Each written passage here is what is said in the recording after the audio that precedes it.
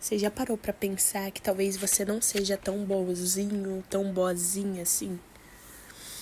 Que talvez as coisas que você considera apenas é o meu temperamento, ou, eu nasci assim, eu vou morrer assim. Na verdade, seja falhas que precisam ser transformadas. É dura a realidade. Nós não somos tão bons quanto pensamos. Mas é justamente nesse reconhecimento que Deus começa a nos moldar. Oi, gente, sejam muito bem-vindos ao 12º episódio do Viva Estação. Eu estou muito feliz por estarmos aqui novamente e hoje eu quero compartilhar uma experiência pessoal sobre o desafio de reconhecer as próprias falhas. Eu confesso que não é nada fácil, não é nada tranquilo esse processo. Todos os dias nós estamos passando por esse processo, mas eu quero comentar aqui que passar por essas estações de aprendizado, de reconhecimento, é uma tarefa que tira as nossas máscaras e as nossas aparências. E muitas vezes, eu acredito que você já passou por esse processo de estar em oração e dizer para Deus: Senhor, muda o meu coração, me transforma, me quebranta. E quando Deus nos mostra que nós precisamos fazer mudanças em nós nos sentimos angustiados, incomodados, porque eu mudar isso, eu não sou assim, eu nunca faria isso. E esse é o nosso problema, nós não reconhecemos aquilo que precisamos mudar. E recentemente eu passei por um processo de descobrir falhas em mim que eu nem percebia. Eu percebi que eu era muito chata. Eu sou chata, né? Crítica demais, precipitada. E muitos podem dizer, o temperamento. Pra quem não sabe, o meu é sanguíneo. Então eu sou muito espalhafatosa. Tudo pra mim é muito intenso. Só que a Bíblia nos mostra que não existe temperamento que justifique o pecado. O que Deus quer é que reconheçamos as nossas falhas e nos rendemos à transformação. Romanos 3:23, sobre isso. Todos pecaram, não há ninguém que faça o bem, né? E até as nossas boas ações que achamos que fazemos, na verdade, são como trapos de imundície, como vai dizer lá em Isaías. Então, por mais que eu tente me mostrar boazinha, essa modéstia toda, na verdade não. Tem uma frase muito famosa que rodou pela internet, eu não lembro o autor, que diz: tudo que você vê de bom em mim é Cristo e tudo que você vê de ruim sou eu mesmo. E é exatamente isso. Nós não conseguimos ser bons somente por nascimento, não. Nós necessitamos da graça de Deus. E eu falei para Deus: Senhor, eu quero mudar nessa área. Eu quero ser transformada. E quando eu comecei a perceber mudanças, veio a angústia. Nossa, eu não sabia que eu era assim. Eu não sabia que eu era tão ruim assim.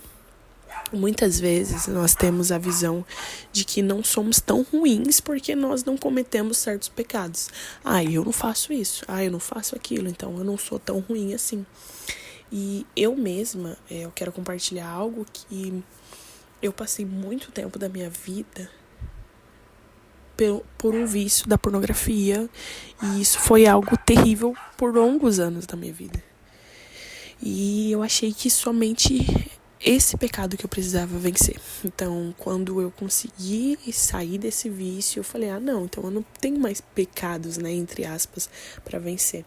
Mas Deus me mostrou que todas as minhas tendências humanas podem se tornar pecado, se não forem transformadas por Ele.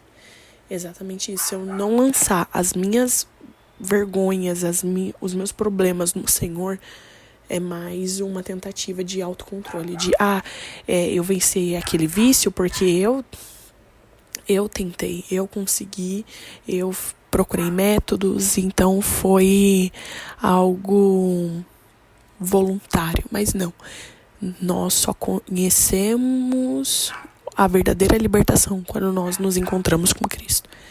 E Deus me trouxe à memória alguns exemplos na palavra de Deus, como Naamã, comandante da Síria. Tá lá em 2 Reis 5. Mesmo ele sendo comandante, mesmo sendo tão poderoso, ele tinha uma lepra. E no lado espiritual, isso nos mostra que todos nós temos áreas que queremos esconder. Todos nós. Então, no caso ali de Naamã, ele era poderoso, mas ainda assim tinha uma lepra. E quando o profeta de Deus manda ele ir para o Rio Jordão, ele fala, não, eu não saí da minha casa para me lavar em um rio tão sujo como esse. Lá na minha terra tem mais rios limpos e melhores do que esse. Então, ali não só mostrou o orgulho, mas mostrou também essa dificuldade dele aceitar imposições de outra pessoa, de outras autoridades a não ser ele. E nós somos muito assim, às vezes temos dificuldade de aceitar opiniões, nós temos dificuldade de ouvir a outra pessoa, nós queremos logo colocar nossa opinião para sermos o certo, nós queremos muito ser ouvidos. E isso vai trazendo uma distância entre nós e Deus. Porque tudo que eu faço aqui no exterior, na verdade, é uma consequência do que eu já estou fazendo há muito tempo no meu relacionamento com Deus. Por exemplo, se eu não consigo ouvir uma pessoa aqui na terra, isso é consequência de uma coisa que eu já faço no meu secreto. Eu não consigo ouvir a Deus. Eu não consigo falar com Deus. Eu não consigo obedecer às ordens do que Ele fala pra mim, porque eu já sou autossuficiente. Eu ouvi Deus? Não, eu sei do que eu tô fazendo. Então, tudo isso mostra um lado de autossuficiência mesmo, de orgulho espiritual. E a Bíblia também vai nos trazer outro exemplo de Saul. Ele fazia muitas coisas para Deus, mas ele foi reprovado.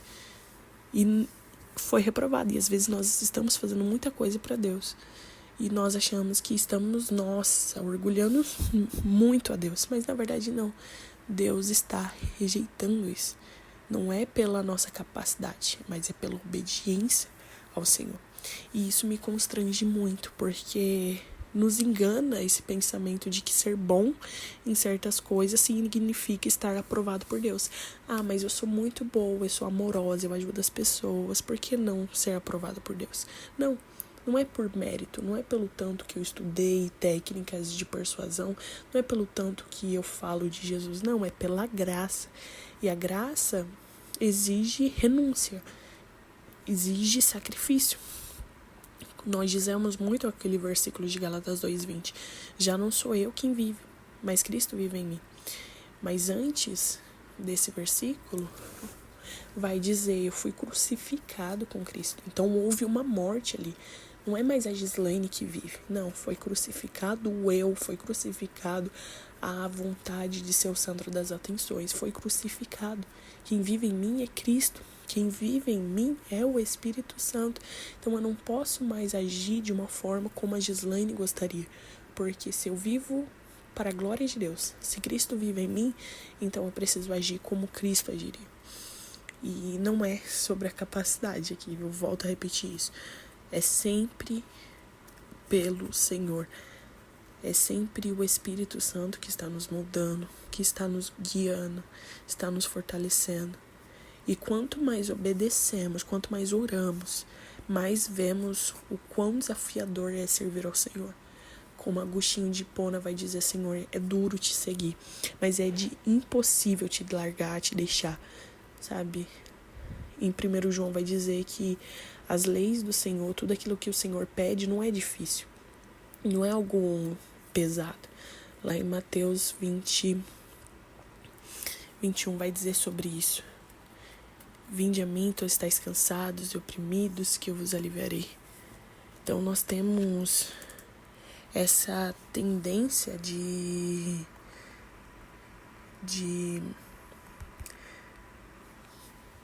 achar que o reino de Deus é pesado, sabe? E no caso aqui o versículo que diz sobre o peso de Deus é Mateus 11:28. E realmente ele vai dizer, olha, venha todos que estáis cansados, oprimidos, sobrecarregados, que eu vos aliviarei. Ele está chamando todos aqueles, não só aqueles que estão no mundo. Muitas vezes nós estamos dentro da igreja, mas nós estamos com malas parecendo que nós estamos carregando malas pesadas do nosso julgo, da nossa crítica, do nosso ego, da nossa superioridade, do nosso orgulho espiritual. Porque eu oro mais, então eu sou boa. Porque eu faço campanha todos os dias, então eu sou boa. Porque eu tô na liderança, porque eu sou pastor, porque eu sou isso, porque eu sou aquilo. Mas na verdade não.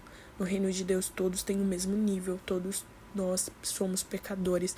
Então não há nada de mérito em nós, não há. E o Senhor vai convidar, olha, se você está cansado de carregar essa falsa imagem, se você está carregada de máscaras e de falsas aparências, venha ao Senhor, que Ele te aliviará. No Senhor há uma vida leve. E vida leve não quer dizer que não vai haver renúncias, não. Mas que nas renúncias, nas dificuldades, o Senhor é contigo. Sabe, mesmo que você sinta, eu não vou conseguir, eu descobri várias coisas sobre mim que é impossível. Não é impossível, porque o Senhor nos ajuda na nossa fraqueza. O poder dele aparece com mais evidência quando nós estamos fracos.